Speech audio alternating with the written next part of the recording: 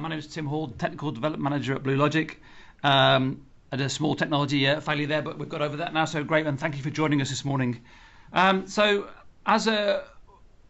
done a few times now a presentation regarding cybersecurity. We kind of change it as we do this because, as you'll see from the news and various different reports, cybersecurity is something that people are talking about a lot, something that people are it's mentioned so very often in the news and so very often in the media about different things happening. And what we try to do with this presentation, we try to adapt that as things happen in the market.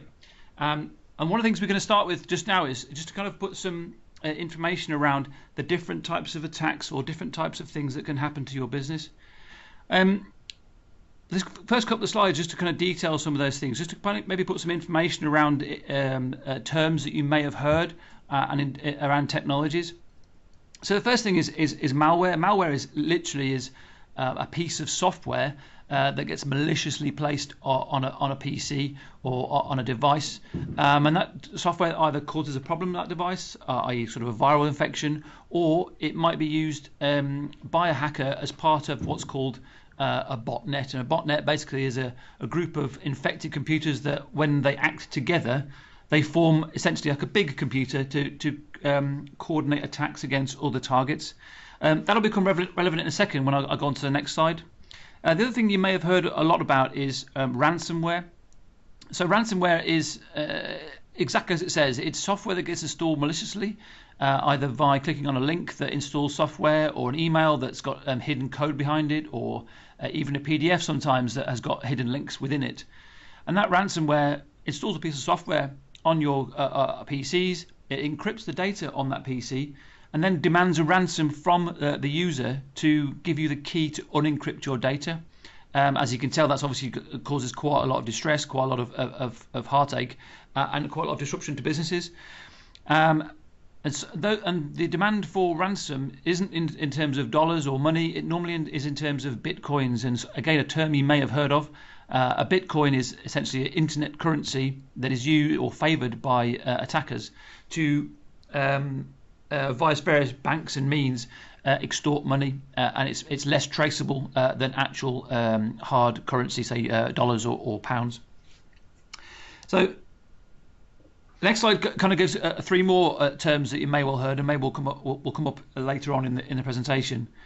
The first one is DOS or DDoS. That stands for denial of service or distributed denial of service. So this one's quite a relevant one right now. You may have heard in the news a couple of weeks ago, part of the western side of the United States was affected by a denial of service attack, and that denial of service attack was using these infected computers to coordinate attacks against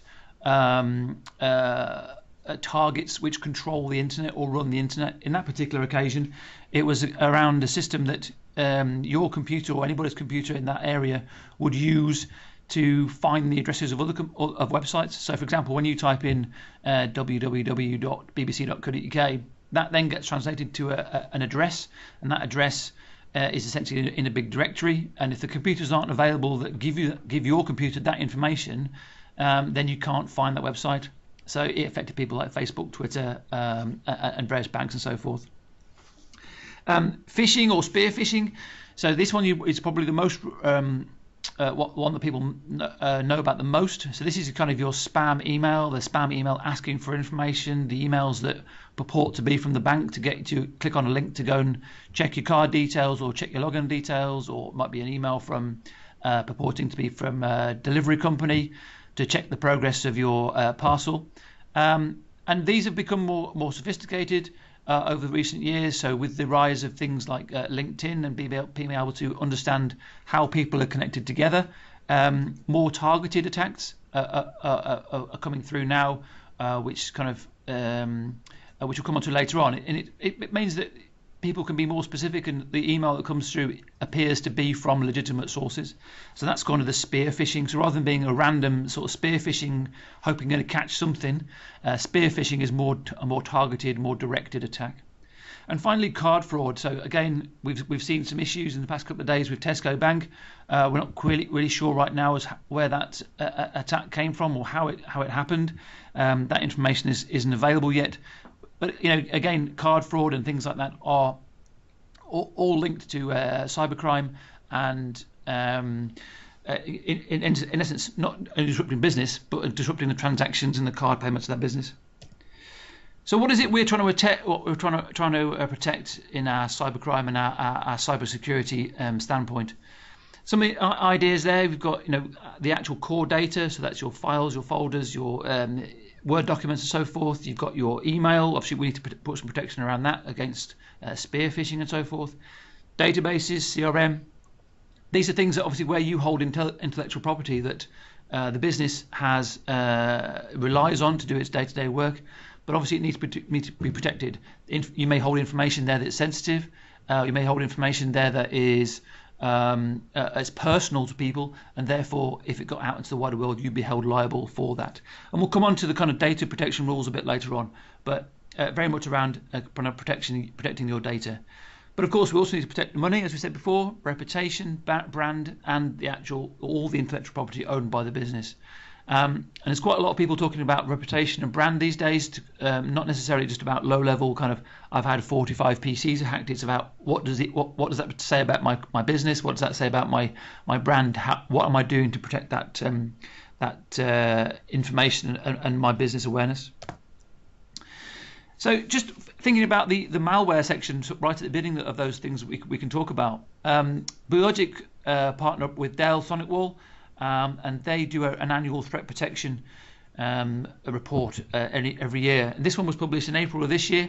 And as you can see there, from 2014 to 2015, there was almost double the amount of unique malware samples. So that's uniquely different pieces of malicious software placed upon computers or found to be scanned in the wild, which then again almost doubled the number of attacks. And so you can see that the number of attacks is in the billions. It's not in the thousands or the millions. It's in the billions. And people like SonicWall and other people like Symantec, they track this information on a yearly basis to try and work out where the trends are coming from and how people are going to get attacked in the future. So as you can see, very much on the rise, very much needs to be protected against. Obviously, a lot of these things, it's a lot of talk about, well, actually, I might only be a small business. I've got 30 users, and I've only got a few PCs and a couple of guys out on the road. Is that going to affect me? Is that going to be irrelevant to me? Is it just the big boys that they're attacking?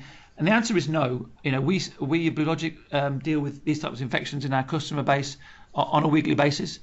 And this simply a random email which comes from somewhere. Someone's clicked on a link. This has downloaded a piece of software. That piece of software has found its way around the network and caused havoc within servers and PCs. And so it can happen, maybe a less targeted attack, but a random attack which can then generate a ransomware demand or so forth among a business of any size. And we can see there, business disruption for small businesses has quite a wide range of financial impact. Potentially up to sort of £200,000 and 12 days of disruption. And the number of days disruption really depends on the size of the attack, how many devices are infected, and indeed what backups are in place. I've got a quote there from GCHQ. So GCHQ is essentially the government's IT department, and they see real threats to the UK on a daily basis. And unfortunately, they're saying that the scale and rate of these attacks shows no sign of abating. So again, it's not just about large companies, it's about small businesses as well. So really the main part of the presentation is to talk about into three areas really. People, process and technology. And for us, those three things are key to any cybersecurity standpoint that any business should have. So we'll start with people. Now, as a human race, we are very trusting people, and that's great. That means the human race gets along for the most part. That means people can live together and work together, and there has to be an element of trust. But unfortunately, the malicious and the cyber criminals out there use that trust to dupe people, as in any sort of deception or crime that's been around for hundreds of years. And cybercrime is no different. And using people to the trust that they may have to either from an email which seems to be from a legitimate source, or on a file that appears to be downloaded from a legitimate website. It's all about using people's trust to get them to do things that they're not aware of doing. So how we need to educate. So it's not to say that people shouldn't trust anybody else. It's more that kind of think before you click. What am I going to do? What am I sure where this email's come from? Am I sure where this file's come from? And it's more about education and making people stop and think, but it's obviously still maintaining that trust. So that means that essentially the people on your front line, be that everybody from reception right up to the MD, these people are the users of the IT equipment, therefore they are the first line of attack and the first line of defense. As I said before, think before you click, think before you read, think before you download. Very simple messages that can be relayed to staff that to get the message across that we're not trying to say that everyone's bad out there, but just be sure what is it I'm being asked to do, and am I happy that I'm being asked to do it? Particularly in the case of emails that are asking for, say, money, which we'll come on to in a second, which we've got some examples of. So really, it's about informing and not scaring those users. The regular training and updates to staff on risk and protection, absolutely key to kind of make sure people are aware of the risks. Talk about things like the Tesco bank or the internet threats that are happening and how that's relevant to us and what's in place. And again, making sure that people are aware of what they can do to help themselves and therefore help the business. The managers need to make sure that their staff are always aware of this, and they need to be educated as well. It's not just about your staff in customer services or on the front line. This is right up to the MD, and it needs to be in the same. There needs to be in the same training as any level of staff. So really, it's about, do I trust that device, that email, that website, and think before you click. But also on the flip side, if you're sending data out of your business in a spreadsheet or in a Word document, am I happy that the source or the destination of that email is legitimate? Verify the email address of the person I'm sending it to. What security they got in place? What's going to happen to that data when it leaves your business? So again, it's not just about what's happening to you; it's about where your data is going. But above all, keep passwords safe. Studies show that 75% of all network intrusions are due to compromised user credentials. So again, it's very, very important that those passwords are complex and safe for good reason. Now, one of the problems we had with our presentation this morning was whether this video is going to work. So I'm going to try running the video, which is about passwords. Hopefully there's no Americans in the audience. It's all meant to be tongue-in-cheek and very light-hearted, but the message is very serious. We've been hearing a lot about cybersecurity lately, largely because of what happened to Sony. Companies and individuals are more concerned about the safety and privacy of their information than ever. President Obama has unveiled a number of new proposals this week to crack down on hackers, and he plans to address this in the State of the Union speech on Tuesday. And it's great that the government is working on this, but the truth of the matter is we need to do a better job of protecting ourselves. You know, the most popular password in the United States is password 123. And as long as that's the case, we're vulnerable. So today we sent a camera out on a Hollywood Boulevard to help people by asking them to tell us their password. And this is how that went. We're talking about cybersecurity today and how safe people's passwords are. What is one of your online passwords currently? It is my dog's name and the year I graduated from high school. Oh, what kind of dog do you have? I have a Chihuahua Papillon. And what's its name? Jameson. Jameson. And where'd you go to school? I went to school back in Greensburg, Pennsylvania. What school? Hempfield Area Senior High School. Oh, when did you graduate? In 2009. Oh, great. It's like my cat's name and then just like a random number. Okay. But, Have you had this cat for a while? yeah, she's my childhood pet. Aw. And what's her name? Her name is Jolie. Jolie. Mm-hmm. So like a password of yours would be Jolie and then a number. Yeah. Like number 1? Like my birthday. Oh, when is your birthday? June 12th. Oh, nice. And what year were you born? 95. Oh, great. Mm-hmm. So Jolie, 6, 12, 95. Yes. Got it. So you mean to give my password right now? No, I cannot do that. But we all want to know what it is so we can tell you if it's strong or not. Oh my goodness. Let me think. Okay, one is Tel Aviv. Yeah. 468, and then Israel. It's only 3, but it's, you know, it's for me it's strong enough. Ireland 1234. Gemma 123. Spelled Gemma. Well, most of them are Italian. Oh, beautiful. Yeah.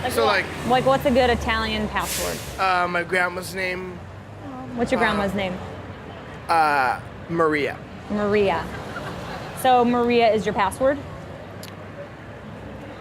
Oh yeah, now you know my password. Oh yeah. One of the things you can check is, so we were given this information by KPMG in a presentation we did around cybersecurity. And there's a website called Have I Been Pwned, which basically is a P rather than owned. So have I been owned? And if you enter your email address in the in the search bar there, it will tell you the list of known databases where your email address has potentially been hacked and therefore available for sale with the password. So yeah, for example, I put my LinkedIn my email address in there, and my LinkedIn login details came up. So I recommend if you give that a try. So it's if you Google "Have I been pwned" after the presentation, you put your email address in. That will give you any databases or known instances of where your email address appears, and where your credentials may have been compromised. So simple thing to do there is get that password changed for that particular website as soon as you can. So we talked about people, obviously people and their passwords and so forth, but it's also down to process. Training is part of that process, and educating people on what they should or shouldn't do, but also various other scenarios. And what we've got now is a couple of scenarios to explain where process could have helped in combating various different types of attack. So the first one is really around that spearfishing. So this is very, very common at the moment. This is really about an email comes from a source that appears to be from the FD. And that email, although the name says it comes from, say, Bob Smith, who's the financial director, the email address behind it is related to someone completely different. And they ask for a bank transfer of a sum of money regarding an invoice or something that to send that money to a particular bank account. We've had instances of this on our support desk from customers, and people have even replied back to the email and gone, well, are you sure this is okay? And the hacker has then replied back again to the customer and gone, yes, no, fine, it's all been authorized, please proceed with the payment. And customers unfortunately have lost money to do with this. But we've then passed that information on to West Yorkshire Police so they can investigate further. But unfortunately, it's very, very common.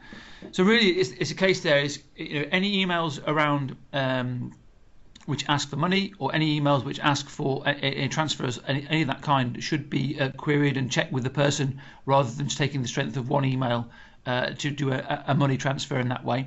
So it's really around the business process around money transfers, who's authorized to do it, and how they get that authorization. Second example is USB sticks. Now, we all know them. We all get given them at various different times. Maybe we get an event with a presentation on it. But we've also seen instances where people, for no reason, get sent a USB stick in the post. Someone opens it and goes, "Oh, that's interesting. I've been sent this.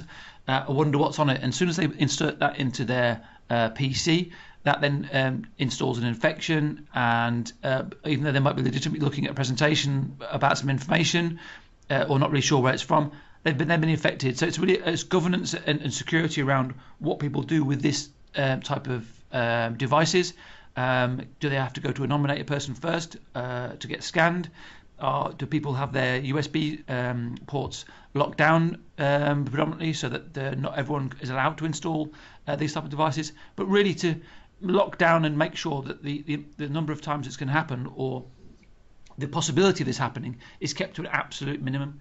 There was an example of a few years ago, one university where a student found a USB stick in the car park of the university library, and immediately thought that someone's 4 years of dissertation work had been lost.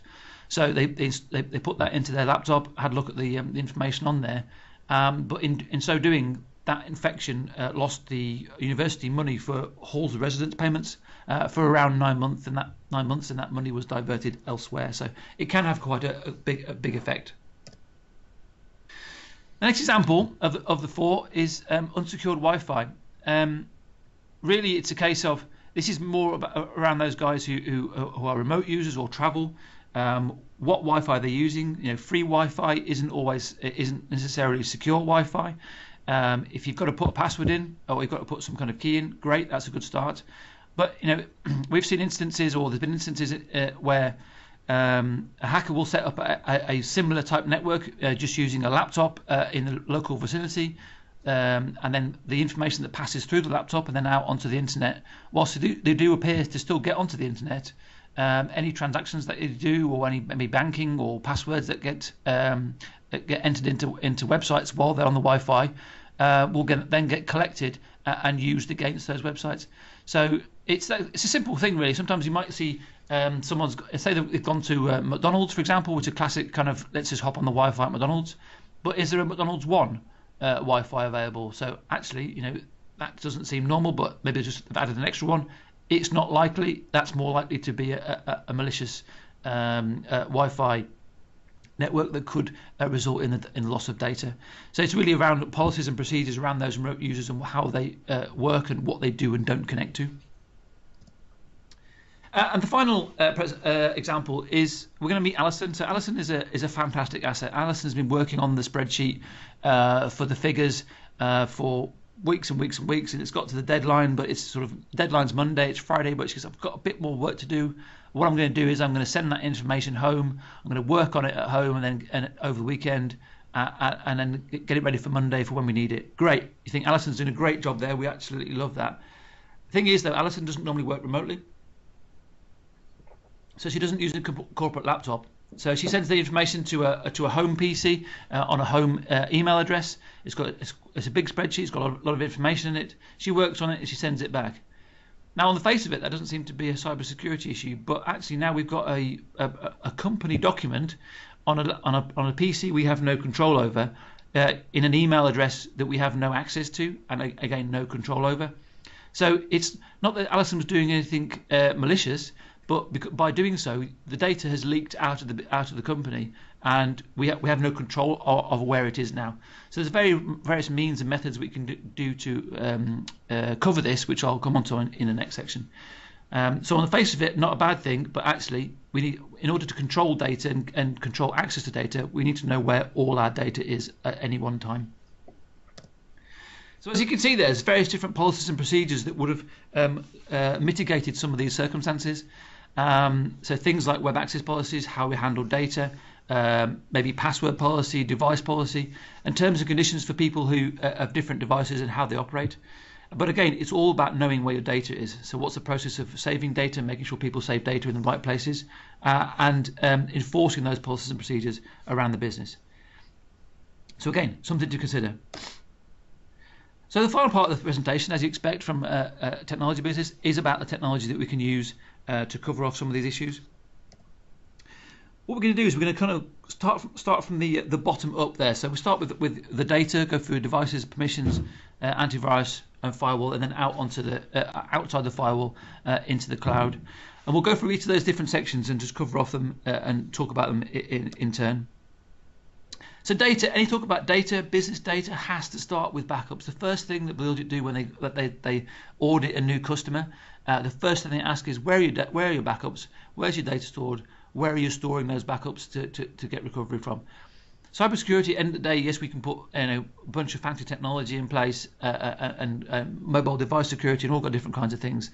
But if the data we're trying to cover isn't backed up using a legitimate, verified backup system, then that's where we have to start. That has to be the number one priority. So have we got backups? Great. Are they stored off-site? And 3, most importantly, are they tested? Can we do restorations from those backups to make sure we can recover the business if so we need to. Second thing is devices. Now, devices is quite a broad topic. You might say, well, actually, on the one end, it's all about your PCs, it's all about laptops and stuff. But actually, the PCs and laptops are things people will talk about the most. Windows updates and so forth are very well documented and very well covered, and it's a sort of standard thing that happens. But don't forget, devices also covers things like shop floor machines that are plugged into the network. It covers printers. It covers door access units. Anything that's connected to the network has to be covered in some form of either update policy or review to make sure that they're all covered and updated and kept up to date with the latest firmware to keep them secure from the latest threats. So even and maybe it comes down to things like, well, actually we're going to set up some differences. So the shop floor machines, the manufacturing machines, aren't on the same network as a PC. So if I have an issue with my PCs for some reason, it's not going to affect my shop floor machines, and therefore business will continue. And I've taken very straightforward steps to mitigate any issues I might have in the future. Any access to data and devices also then requires a level of administration and permissions. And this is really nothing new in terms of IT. It's all about the traditional thing where, sales have access to sales data, HR have access to HR data, and the two don't necessarily cross. Yes, maybe the manager has access to multiple different areas of data, and everyone has their own secure personal area. But it's all about who's got access to what, making sure that's documented, so that in the event of an issue, we can close down access to the right number of people, not necessarily affecting the entire business, but making sure those permissions are managed and monitored and documented, so that it makes recovery in the event of any issue much easier, and administration of the security around the data much more straightforward on a day-to-day basis. I'm talking about data management. So what is that data? Where is it stored? Who's got access to it? And again, it's around documentation. So a lot of cybersecurity really isn't about, it's around processes within the technology. So we spend a lot of time in our service delivery teams where we work with customers on a regular basis and sort of put technology to one side. It's all about actually just documentation in terms of, who's got access to what, where's it stored, when does it get changed, when does it get backed up, and really it's about taking that information and then moving it forward into the next world. So things like data loss prevention. Do I need a system where documents have to be stamped with a certain security level, which means that they can't be emailed on or printed by the person who receives them, and setting up policies and procedures or using technology to set up policies and procedures so that data that does get emailed out is still in control of that organization. So we're working with various technologies at the moment around Office 365 where we can put a mark on a document, which means that the person who receives it can only open it and view it, but they can't then print it, send it on to somewhere else, or save it on the network. So it means that data, no matter where it is still under your control. Any conversation about or any talk about cybersecurity, we have to mention antivirus. It's still there, it's still relevant, it still has to be in place. But the key thing is it maintained, is it managed, is it up to date?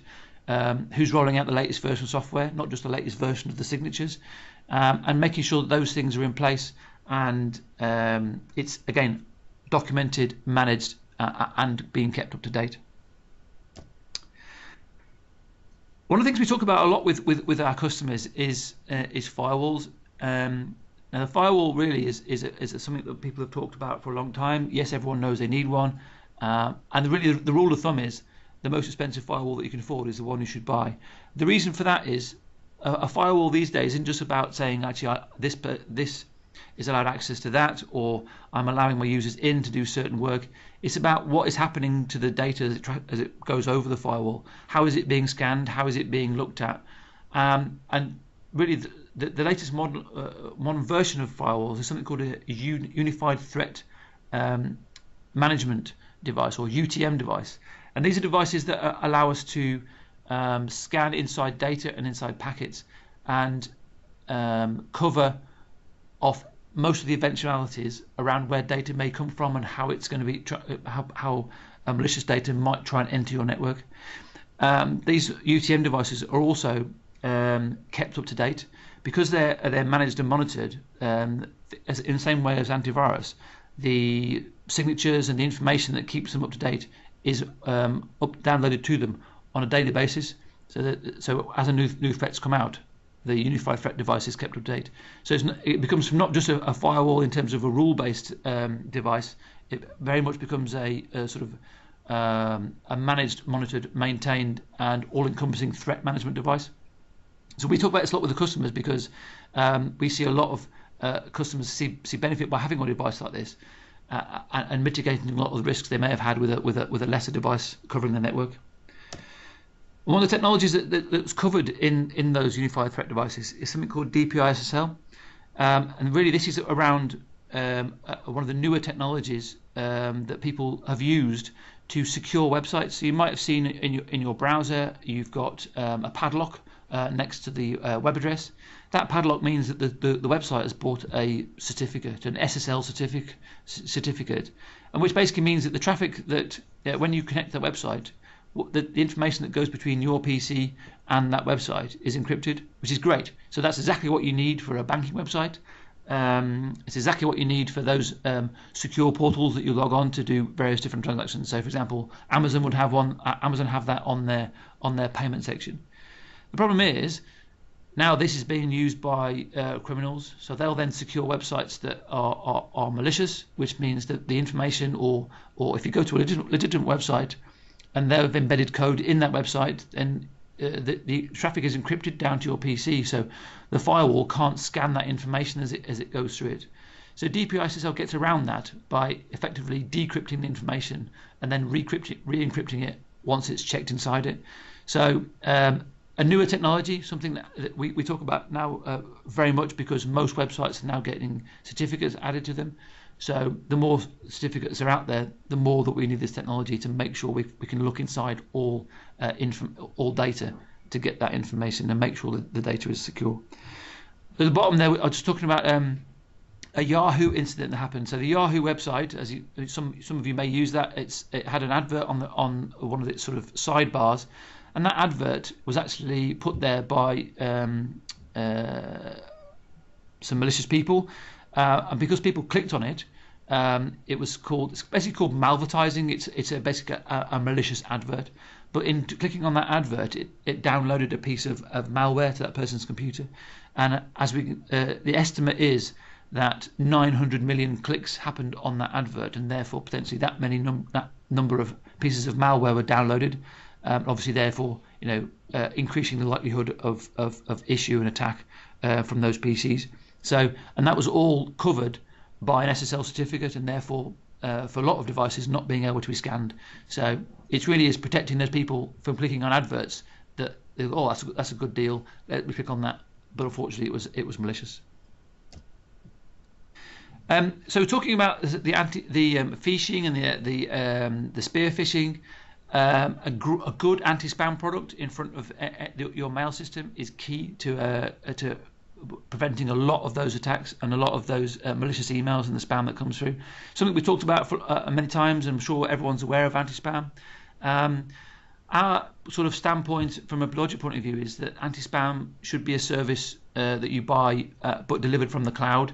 So no matter where your email is, the scanning to remove spam should happen elsewhere. We don't want to be having that email delivered to us if you've still got a mail server that's within your business. We don't want that email delivered to us then scanned, because the infection essentially is already in the network but obviously contained within the mail system. We want that scanning to happen elsewhere and then deliver to my business the clean email moving forward. So anti-spam was something we could talk a lot about this, but it's really key to kind of making sure that the whole standpoint is secure and making sure we're covered for those phishing and spear phishing emails. So mobile devices, it's that age-old thing. Everyone most people now, or a lot of people, get a mobile phone when they start at a business. They get a laptop, a mobile phone, and a bag. Great, let's get on with work. But those mobile devices now have data on them. Are they secure? What are they being used for? What apps are we allowing the users to put on there? So again, not just around policy and procedure, but also around what technologies we're using to secure those, and if that device is lost, what am I going to do with it? Can I remotely wipe it, or can I remove my corporate data from it, no matter where it is? So mobile device management is something we're seeing is very much being talked about a lot more than it used to, principally for that reason. The amount of people who are getting Android smartphones, obviously they're cheaper than iPhones, but which means businesses can buy more of them, so they're easier to dish out. But great, how are we being protected? What's happening to the corporate data on there? Do we allow people to save the child's photographs on there, for example? So what's data? What's good data, and how are we going to manage it? And then after we talked about technology, I mentioned at the beginning there about covering off the brand and the intellectual property. So we're working with businesses in a couple of ways about protecting their image. So again, it's around technology, but how are we protecting a business's image and reputation, and giving them a good standpoint to push out the message to the community that they've taken steps to protect themselves. So one of those ways is Cyber Essentials. Cyber Essentials is a government-backed scheme that lays down a foundation for the checks and the measures that businesses have carried out. And if you achieve Cyber Essentials, you're allowed to put the Cyber Essentials tick on your website and use it on documentation to therefore show to the outside world that you've taken necessary steps around cybersecurity to protect your business. So the two differences here is they both include the same questionnaire. So all around, things like who's got administrative rights, who's got access to what data, how often do you update your devices. But the Cyber Essentials Plus includes an internal penetration test to probe devices to make sure that they're all up to date and secure. We're seeing a lot of customers who deal with government contracts or are asked to tender for, say, local government or central government business, not being able to tender unless they've got Cyber Essentials accreditation. So it's becoming something that people more of a kind of a necessary rather than a nice to have. So again, because it's government backed, it's got quite a widely known framework. So we can talk more about that with you afterwards. The other thing is cyber insurance. So again, because cyber insurance is all about you've met the criteria of the insurance policy, and in doing so, you've put a level of governance on your security and your network, and therefore an insurance company will cover you for cyber attacks, and that may be money that's then made available in the event of attack to ensure that the brand or reputation is covered, money to obviously perform recovery or backups or whatever it might be. But it's there. We're seeing people thinking about taking out cyber insurance more than they used to put insurance in place to cover them in the eventuality of an attack. But by doing so, they have to meet certain criteria, so they have put the measures in place. We always put this slide in about the police just to talk about, because obviously we're not directly affiliated with the police because we're not allowed to be, but we do work with, and we have contacts in West Yorkshire Police to help them promote the message of cybersecurity. We speak to them and we give our customers the information to pass data to them to help them fight cybercrime. So, for example, if one of our customers gets some kind of a malicious attack, we'll confirm with them it's okay to pass that information to the police. We'll pass that on to them, and then they can investigate. Now, their message is very clear: is information you pass us today may not help them solve crime today, but information they had 2-3 weeks ago, a month ago, a year ago, that all builds their knowledge of patterns and criminal activity. So the crimes that reported a year ago may well help you today, but your crime that you report today may well help someone in the future. But it's all about information gathering, and the more they know, the more they can help the community. So we always sort of advocate that if we do get an attack and you are a customer, let us know and we can pass that information on to West Yorkshire Police. So just to kind of sum up there, so we've talked about quite a number of things there. Obviously, we talked about the types of attacks, what we can do with people and awareness, and about training to make sure that your frontline defence is up to date with the latest information and protection. Talk about business process and some examples there of of what can happen to a business and how business process could mitigate those risks and reduce the threat. And then we talked about security layers, all the different layers in the diagram there, right from your data right up to your mobile devices. Many layers of security, many things we can do to kind of, again, reduce the risk footprint, reduce the security standpoint to make you as most secure as possible. And again, we have to reiterate those backups. Backups are always key, no matter it's to recover that spreadsheet from 2 weeks ago that someone deleted, or from the attack. Have we got those backups in place, and are they tested? And finally, to cover off things like secure cyber essentials and cyber insurance, third-party auditing, accreditations. It just gives people the reassurance that your business has taken the necessary steps to cover themselves against cybercrime. Very, very key there for kind of an outwardly facing proactive movement. One of the things we've got there is, and the final thing to mention is 10 steps. We've got some flashcards about 10 steps on how to get your business cyber secure. As Emma mentioned before, we'll be contacting this afternoon with information around that to kind of further the conversation. Obviously, we can then send out those 10 steps cards to you to give that information and to pass that on. So, as I said, next steps, as Emma mentioned before, we'll get in touch this afternoon. Get your feedback on the webinar. Again, my apologies for the start of the webinar and the change of presentation method. Hopefully it didn't distract too much from the content that's gone on today. And then we can arrange an individual consultation, do that security check, make sure we give you an idea in maybe a day's worth of audit, how your business is looking, what steps you need to take to improve the security, where your weak areas are, where your vulnerabilities are.